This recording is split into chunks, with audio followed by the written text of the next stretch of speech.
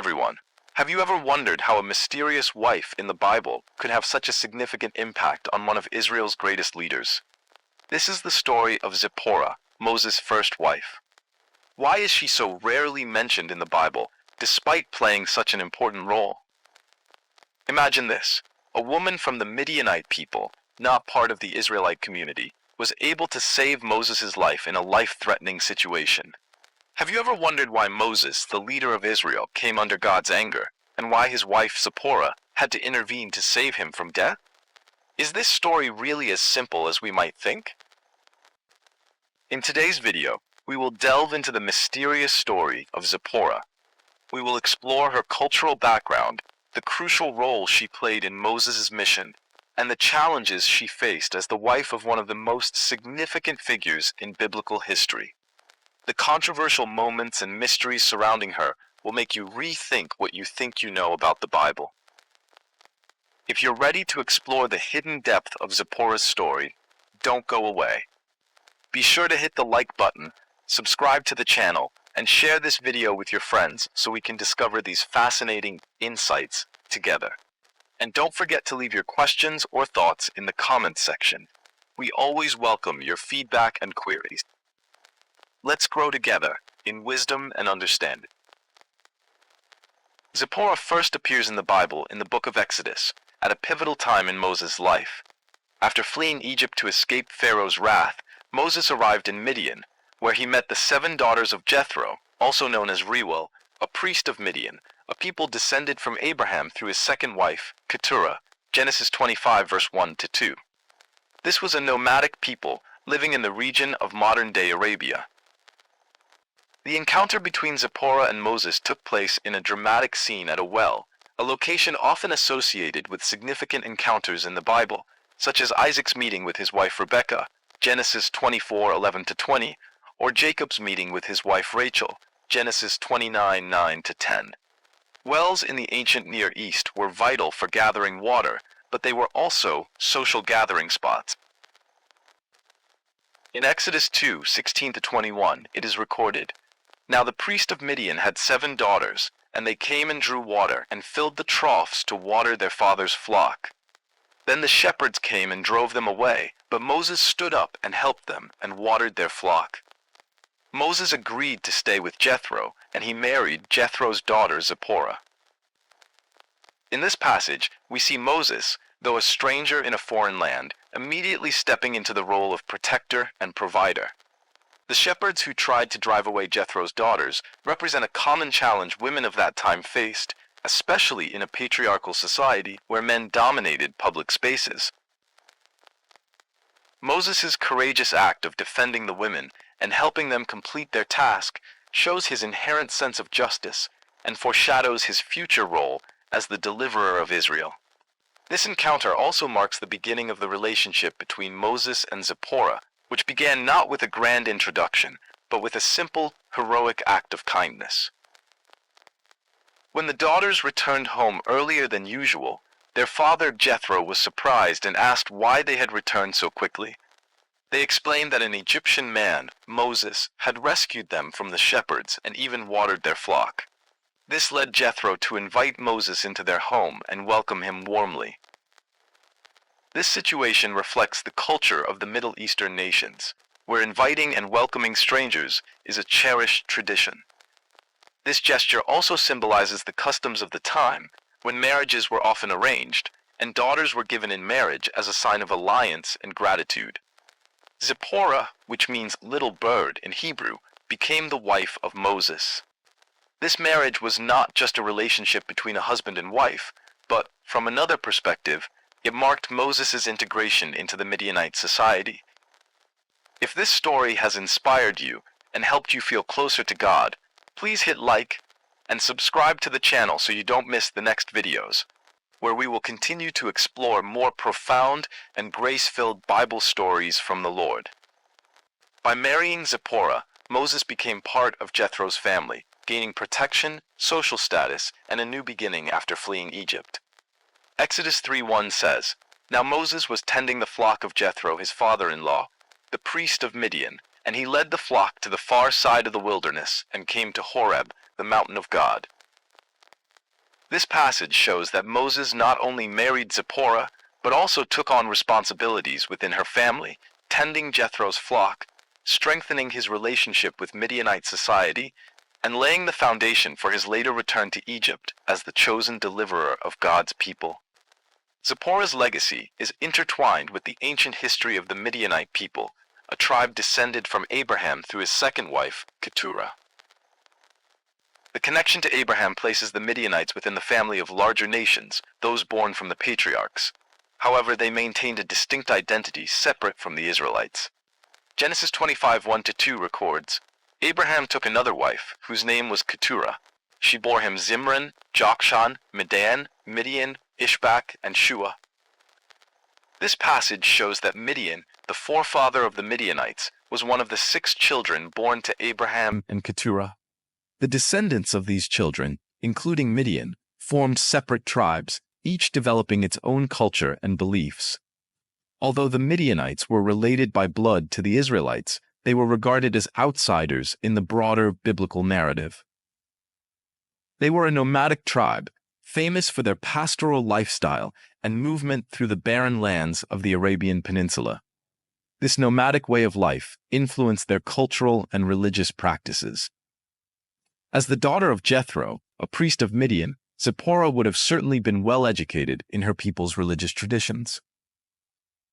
In Exodus 18 verse 1 it is written, Jethro, the priest of Midian and the father-in-law of Moses, heard of all that God had done for Moses and for Israel, and how the Lord had brought Israel out of Egypt.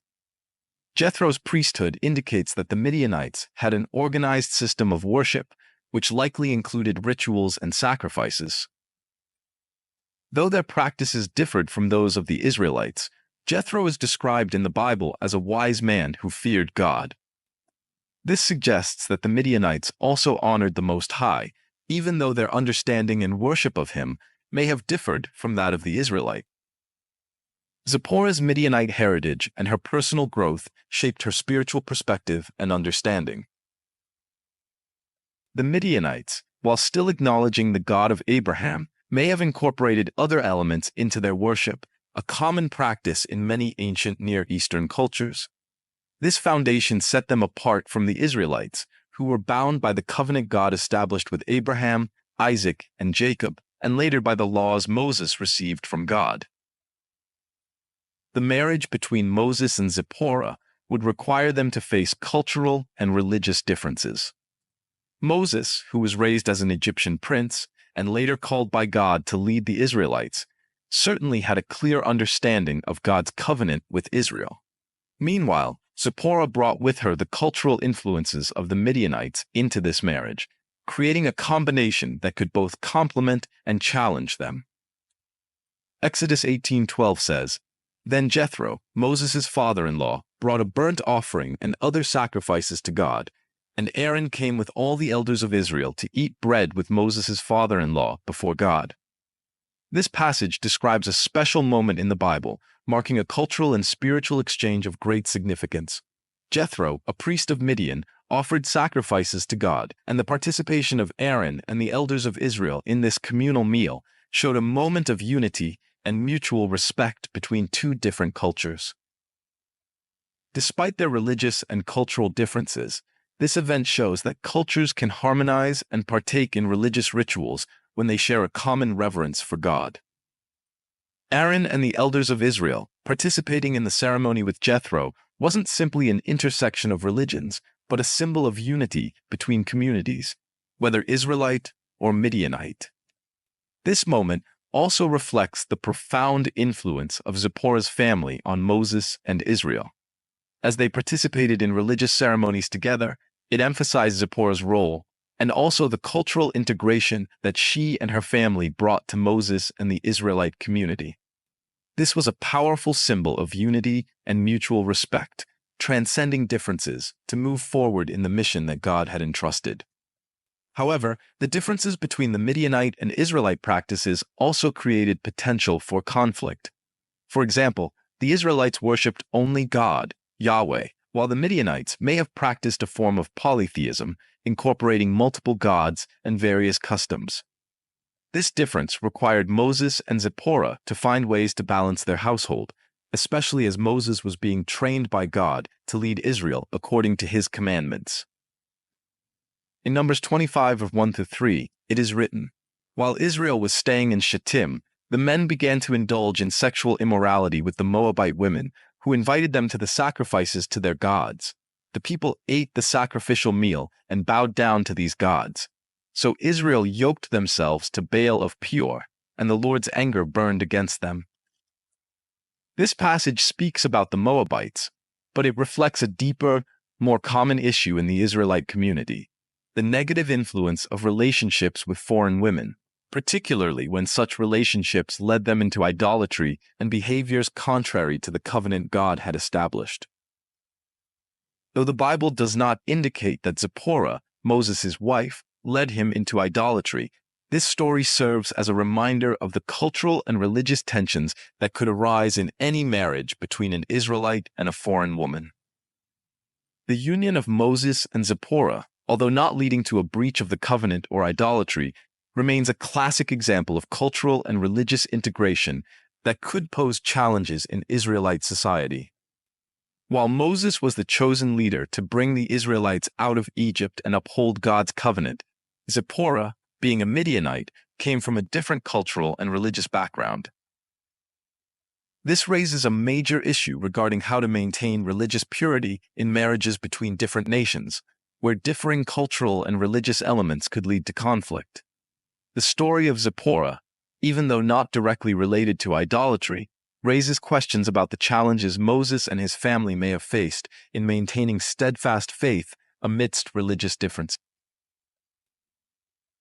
This highlights the uniqueness of Zipporah's story, as she was able to maintain her place in Moses' life without disrupting his mission or covenant with God. One of the most mysterious and controversial moments related to Zipporah occurs in the book of Exodus 4, where she plays a crucial role in a situation that could threaten Moses' life. This brief but dramatic story has puzzled scholars and theologians for centuries due to its enigmatic nature and the profound theological consequences it carries. In Exodus 4:24-26, it is written, "At a lodging place on the way, the Lord met Moses and was about to kill him. But Zipporah took a flint knife, cut off her son's foreskin, and touched Moses' feet with it, saying, 'Surely you are a bridegroom of blood to me.'" This passage describes a confusing situation where God, after commissioning Moses to lead the Israelites out of Egypt, suddenly wants to kill him. The reason for God's anger is not explicitly stated in the text, but many believe it was because Moses had not circumcised his son, a key sign of the covenant between God and his people. Genesis 17, verse 10-14. Genesis 17:10-11 says, "This is my covenant with you and your descendants, the covenant you are to keep. Every male among you shall be circumcised. You are to undergo circumcision, and it will be the sign of the covenant between me and you." Circumcision is a significant sign of identity for the Israelites and their covenant relationship with God, beginning with Abraham. Moses' failure to perform this rite for his son could be seen as neglecting an essential part of the faith and the covenant relationship that God established with the descendants of Abraham. This could be considered a serious violation, especially since Moses was the leader chosen by God to deliver his people. In the moment of God's anger, it was Zipporah who acted decisively. She took a flint knife, a tool often associated with purity and ritual in ancient cultures, and performed the circumcision herself. Her actions showed that she was fully aware of the covenant's requirements and understood the gravity of the situation, perhaps even more clearly than Moses at that moment. If you feel grateful and enlightened by this message, leave an amen in the comments to share with us the faith, love, and grace of God. Let's spread the spiritual light together and continue delivering profound messages that bring us closer to God and help us grow in faith. Zipporah's statement, "Surely you are a bridegroom of blood to me," has sparked much debate and has been interpreted in various ways by scholars. Although brief, this statement contains a complex mix of emotions, from anger to relief, and a profound acknowledgement of the covenant God established. Some scholars suggest that this statement reflects Zipporah's inner tension as she faced an extremely serious and painful situation where she had to make a decisive action regarding God's covenant with Israel. The phrase, bridegroom of blood, could be understood as an acknowledgement that the act of circumcision, while a ritual outwardly, was also a sign of deep commitment and participation in the covenant between God and his people. In the culture of that time, the shedding of blood during circumcision symbolized a sacred bond, marking a significant turning point in the relationship between an individual and God. Therefore, ZIPPORAH's statement may reflect her awareness of the seriousness and pain of the act, while also expressing the intimate connection between her son and husband with God's people, a connection now also physical, as a spiritual commitment. This also shows ZIPPORAH's respect and deep understanding of the covenant, even though she was not an Israelite and had to face cultural and religious challenges in marrying Moses. Her statement could be seen as a manifestation of spiritual struggle, as she recognized her important role in maintaining and fulfilling the covenant that God had established, even though it was a painful and challenging act.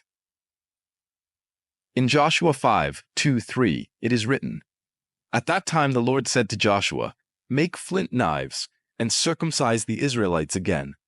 So Joshua made flint knives and circumcised the Israelites at Gibeath-Haaraloth." The reference to Joshua using flint knives to perform circumcision highlights the significance of this ritual and its connection to purification under the covenant. ZIPPORAH's act with the flint knife also ties into the broader biblical theme of circumcision as a sign of dedication and obedience to God.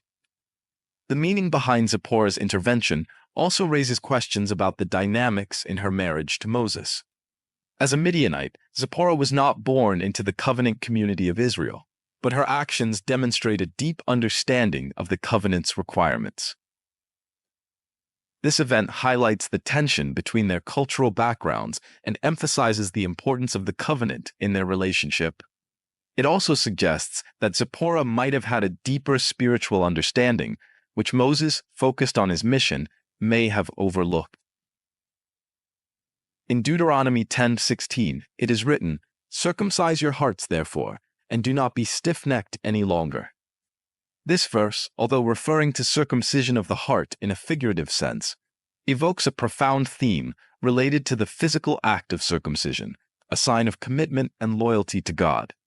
ZIPPORAH's strong and decisive action in performing circumcision on her son was not just a simple ritual, but a profound symbol of her inner understanding of the covenant that God had made with his people.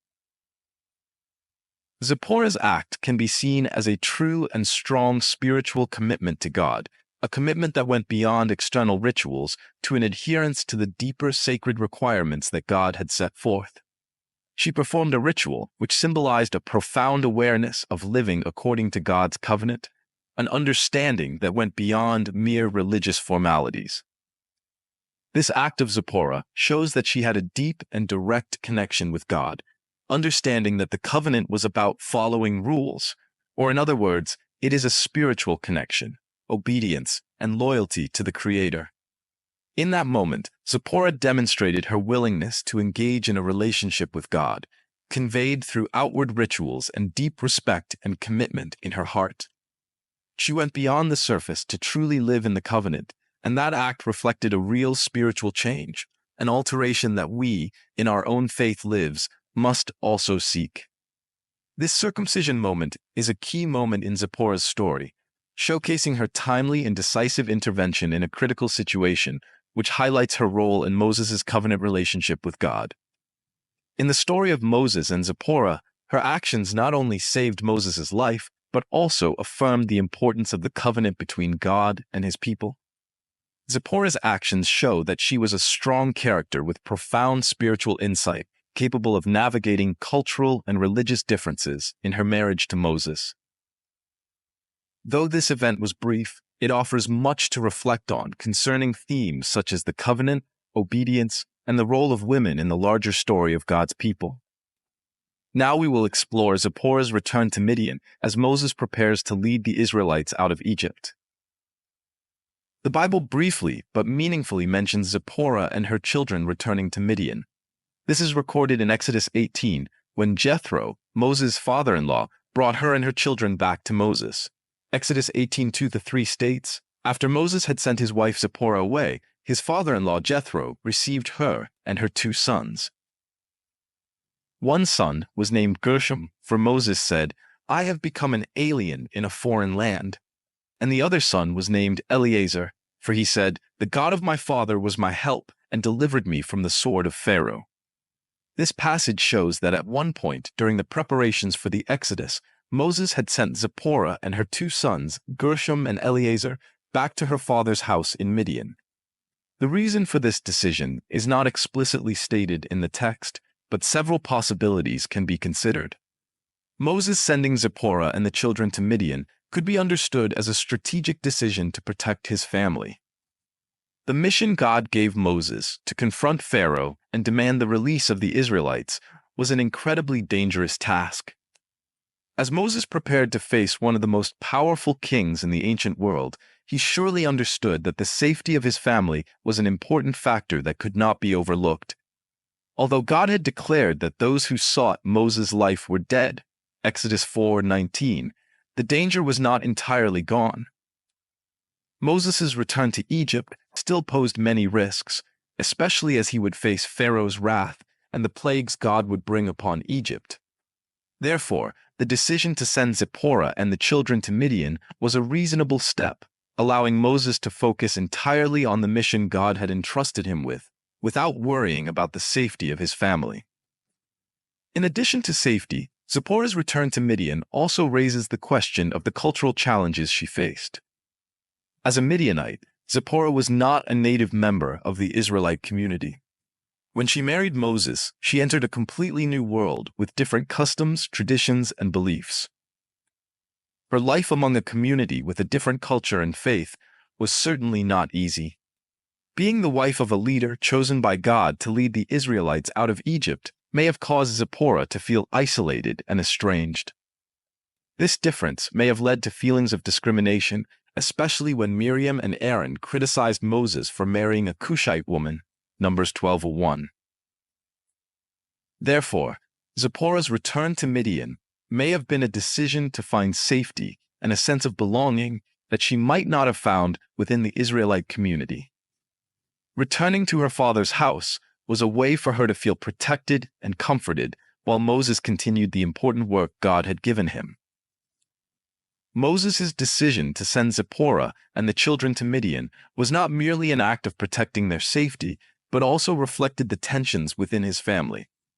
Moses was the leader chosen by God to lead the Israelites out of slavery, bearing the responsibility of guiding a nation in a crucial mission.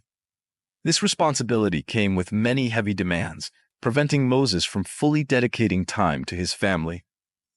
Leading a nation, facing the challenges and dangers from Pharaoh, required Moses to place the mission above all else, including family unity in the short term. In Exodus 4:20, it is written, "So Moses took his wife and sons, put them on a donkey, and returned to Egypt. He took the staff of God in his hand." Although Moses initially decided to bring Zipporah and the children with him on the journey back to Egypt, his later decision to send them back to Midian suggests that the events to come in Egypt, particularly the plagues and the confrontation with Pharaoh, might make it inconvenient and dangerous for his family to accompany him. This decision reflects Moses' sacrifice, as he had to choose between his grand mission and his family. After some time apart, in Exodus 18, we see that Jethro brought Zipporah and the children back to reunite with Moses after the Israelites had successfully left Egypt.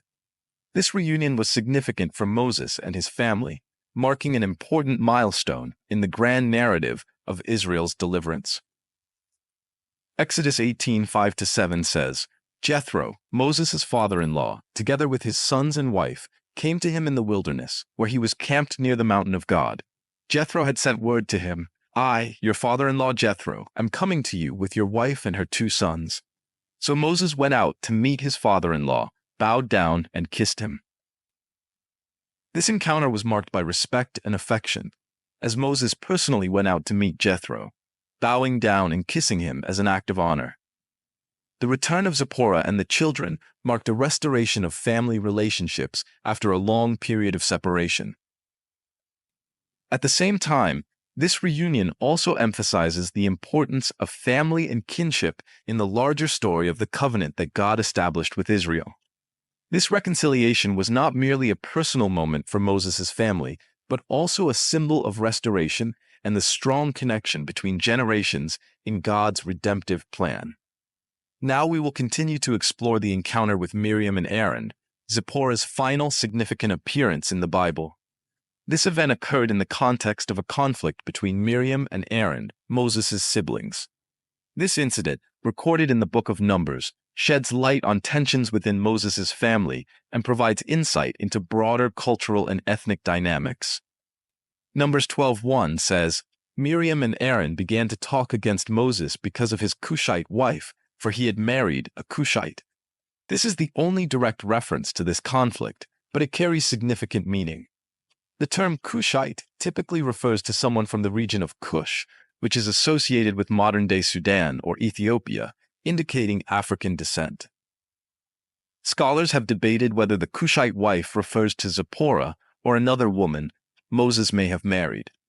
If the Cushite wife indeed refers to Zipporah, it suggests her foreign status and possibly even her appearance may have become points of contention within Moses' family.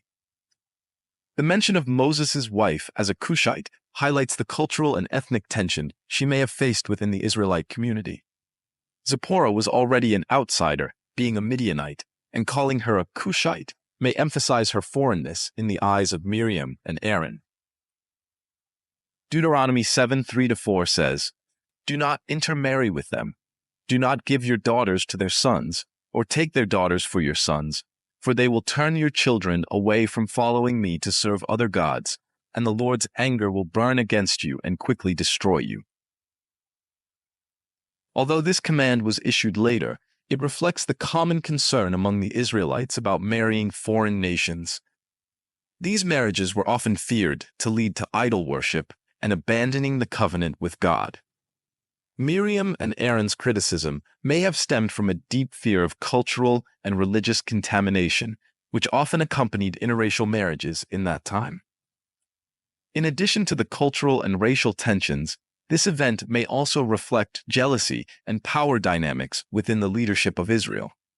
Miriam and Aaron were both prominent figures in the community, with Miriam being a prophetess and Aaron the high priest. Their criticism of Moses could have been due to jealousy over Moses' special relationship with God and his leadership position. Numbers 12:2 says, Has the Lord spoken only through Moses? They asked. Hasn't he also spoken through us? And the Lord heard this. This passage shows that the issue was not just about Moses' marriage, but also about their perception of inequality in God's communication with them. Miriam and Aaron felt overlooked, questioning why Moses had such a direct connection with God. Their criticism of Moses' wife may have been an attempt to undermine his authority, using her foreign identity as an attack point. God's response to this incident was swift and severe.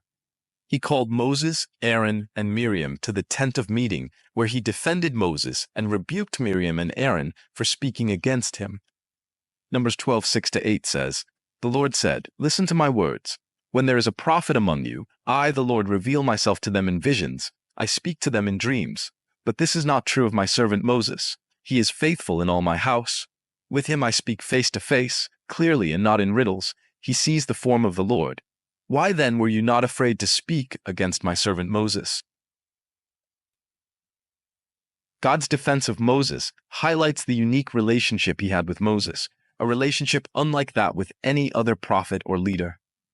God's anger rose against Miriam and Aaron, but Miriam bore the heavier consequence.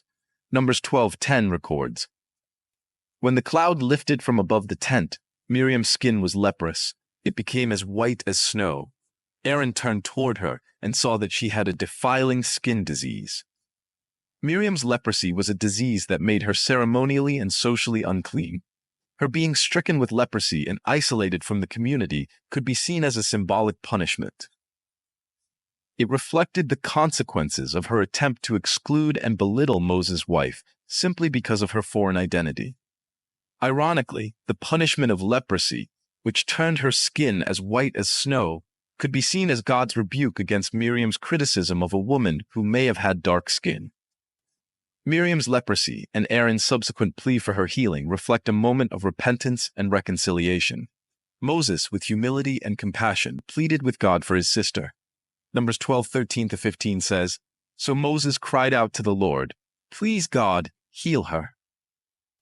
The Lord replied to Moses, 'If her father had spit in her face, would she not have been in disgrace for 7 days? Confine her outside the camp for 7 days. After that, she can be brought back.' So Miriam was confined outside the camp for 7 days, and the people did not move on until she was brought back. Miriam's 7-day isolation outside the camp served as a time of purification and reflection.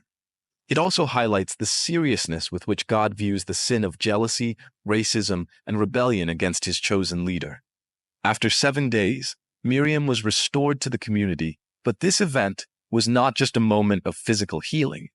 It was a powerful lesson about the dangers of letting cultural and racial prejudices influence relationships within the community of God's people. This serves as a reminder that racial discrimination or cultural differences can easily create division and affect unity within the community of believers. Miriam's affliction with leprosy and her subsequent restoration also emphasizes God's severity toward discriminatory actions, while showing that only humility and repentance can restore our relationship with God and with one another. The encounter between Miriam and Aaron also sheds light on the complexities surrounding Zipporah's role, Moses' wife. While in Numbers 12 verse 1, the Cushite wife could directly refer to Zipporah or another woman Moses might have married, this event highlights the cultural and racial tensions Zipporah may have faced as the wife of one of the most important leaders in Israel. Cultural and racial differences may have made it difficult for her to be accepted and integrated into the Israelite community, a people with a completely different cultural and religious foundation. This event also underscores the challenges Moses faced, not only in leading a nation, but also in managing family dynamics, particularly those influenced by issues of race, culture, and jealousy. Moses had to lead Israel out of slavery while also dealing with internal tensions within his family, where prejudices and discrimination could affect his relationships with loved ones. These challenges clearly reflect that setting an example for the nation is a leadership task that requires skill in maintaining family harmony and facing cultural and social trials. This serves as a reminder of the importance of humility, unity, and God's fair judgment in the community of believers. In conclusion, Zipporah's story, though brief, is filled with mystery and meaning. As Moses' first wife, she played a crucial role in his life, from their initial meeting in Midian to the pivotal moment when she saved his life.